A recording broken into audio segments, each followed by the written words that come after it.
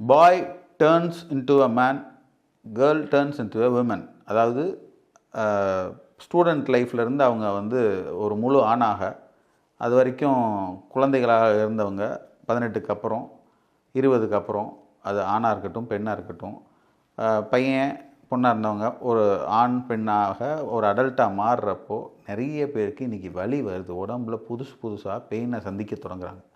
அப்படி சந்தித்தவொடனே இன்றைக்கி உள்ள சோஷியல் மீடியாவோட இம்பேக்டால் என்ன ஆயிடுறாங்கன்னா, நான் வெயிட் போட்டுட்டேன் அதனால தான் இந்த வலி வருது அப்படின்னு சொல்லிட்டு நீங்களே டயட்டு எக்ஸசைஸு கழுத குதிரைன்னு போய் மாட்டிக்கிறீங்க. உங்களுக்கு ஒரு வலி வந்துச்சுன்னா அதுக்கு வைத்தியம் பண்ணணும். நீங்களாகவே நான் சாப்பிட்டதான் காரணம், நான் ஜங்க் ஃபுட்டாக சாப்பிட்டேன் அதுதான் காரணம். அமெரிக்காவோட இயல்பான உணவை சாப்பிட்டுவிட்டு நீங்கள் ஜங்க் ஃபுட்டுன்னு பேர் வச்சு உங்கள் நோய்க்கு அதுதான் காரணம் நீங்களாக நினச்சிக்கிறீங்க. சரியா?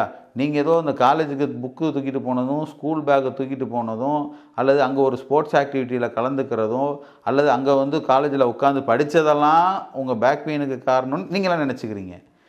எல்லார் வாழ்க்கையிலையும் எப்பயுமே இந்த மாதிரி ஒரு வேலை பளு இருக்கத்தான் செய்யும்.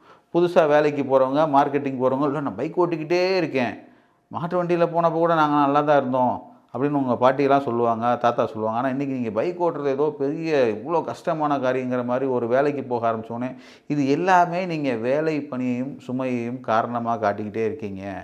ஏன்னா இன்றைக்கி உள்ள மல்டிபிள் இன்புட்ஸ், நீங்கள் செய்கிறதே ஸ்ட்ரெஸ் ஆகிட்டேன், ஒர்க்கு ஸ்ட்ரெஸ்ஸு, இந்த மாதிரிலாம் பேர் வச்சுக்கிறீங்க. ஒரு வலி வந்தால் உடம்புல ஏதோ பிரச்சனை ஏற்படுது.